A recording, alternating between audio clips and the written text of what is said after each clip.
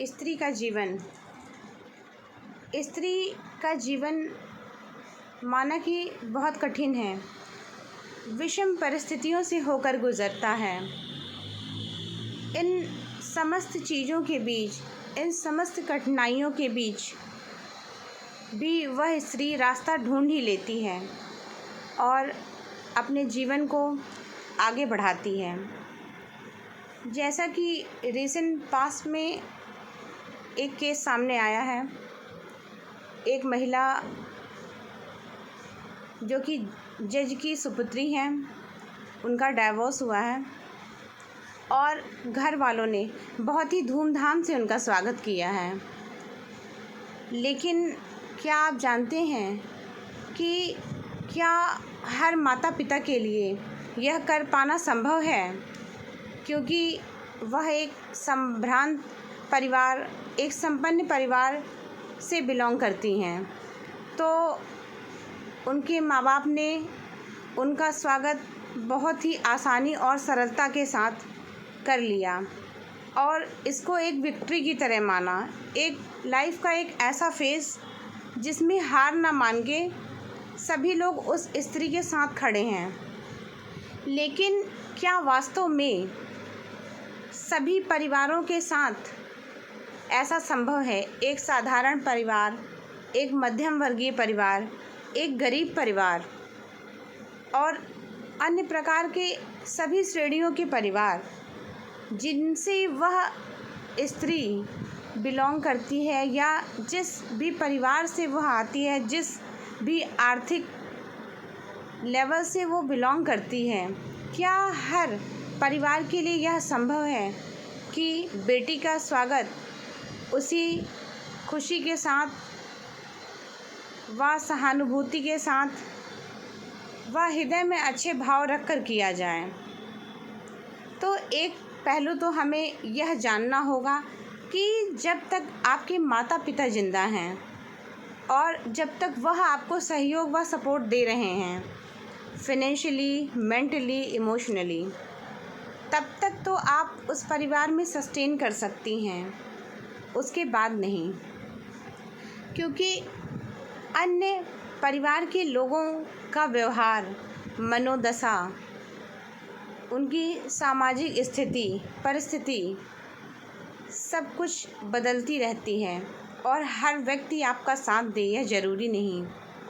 इसके लिए रास्ता यही है कि आपको अपने पैरों पर खड़ा होना पड़ेगा, आपको फिनेंशियली इंडिपेंडेंट होना पड़ेगा।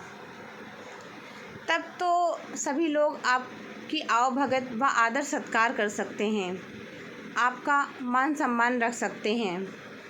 और जब आप अपने लिए स्टैंड लेती हैं, अपने लिए आप कमाना सीख जाती हैं, अपने लिए वह सब कुछ करने में सक्षम हैं जो कि एक इंडिपेंडेंट पुरुष करने में सक्षम है, तो लोग आपको सुनेंगे, तवज्जो देंगे, इम्पोर्टेंस देंगे, आपको अपने साथ रखने के लिए भी तैयार हो जाएंगे। लेकिन फिर भी सामाजिक विडंबना यह है कि या तो कोशिश ये की जाती है कि उस महिला की दूसरी शादी करवा दी जाए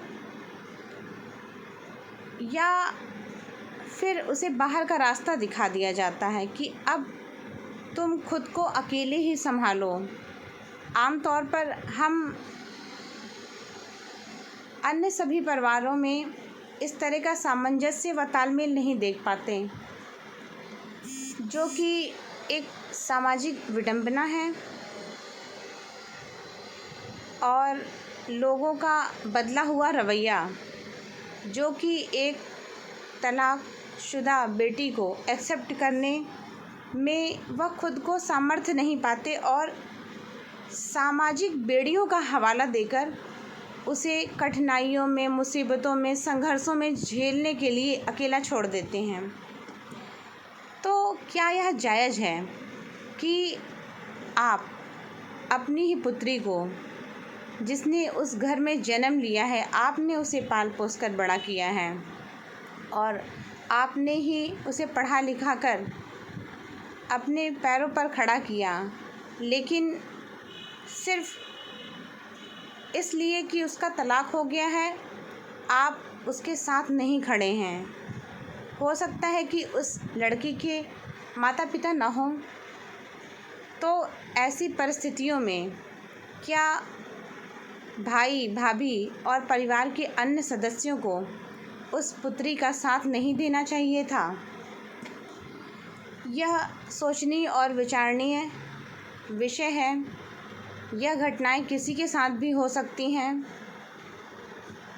क्योंकि जब चीज़ें सहन शक्ति से बाहर निकल जाती हैं और एक स्त्री जिस परिवार में रह रही है, जहाँ पर उसका दम घुटने लगे, वहाँ पर रहना मुश्किल हो जाए, उसे मानसिक प्रताड़ना दी जा रही है, उसे रोज़ मेंटली और इमोशनली टॉर्चर किया जा रहा है, तो वह यह सब सहती हुई कब तक उस परिवार के साथ एडजस्ट करेगी? स्त्री को हमेशा बोल दिया जाता है कि एडजस्ट कर लो, अब तो तुम्हारी शादी हो गई, कुछ नहीं हो सकता है।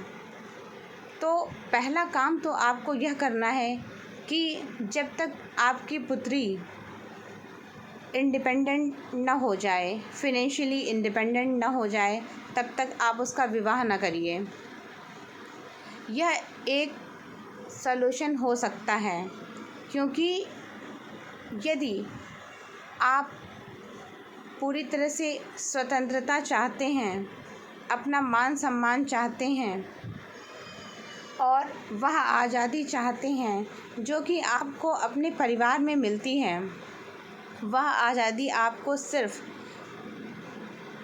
पूरी तरह से फिनेंशियली इंडिपेंडेंट होने पर ही मिल सकती है।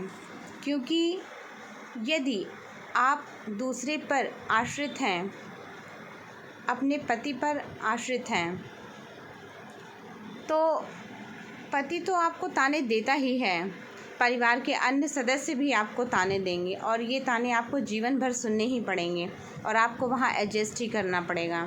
यदि आप अपने लिए स्टैंड नहीं लेती हैं, तो यह आपकी बहुत बड़ी और भारी भूल है, क्योंकि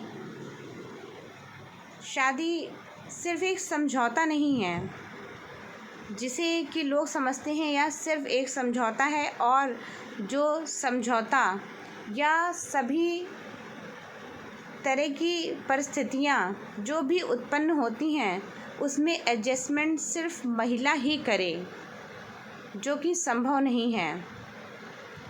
तो यह विचारणीय विषय है कि हमें एक नारी को पहले फिनेंशियली इंडिपेंडेंट बनाकर ही उसका विवाह करना चाहिए, चाहे वह फिनेंशियल इंडिपेंडेंट के लिए छोटा अमाउंट ही कमाती हो, लेकिन यह बहुत ज़रूरी है ताकि उसकी मेंटल पीस और उसकी आत्मा तक को बेचने का जो प्रयास और प्रयत्न किया जाता है वह ना हो सके। क्योंकि कोई ज़रूरी नहीं है कि आपको जो पति मिला है वह परमेश्वर हो,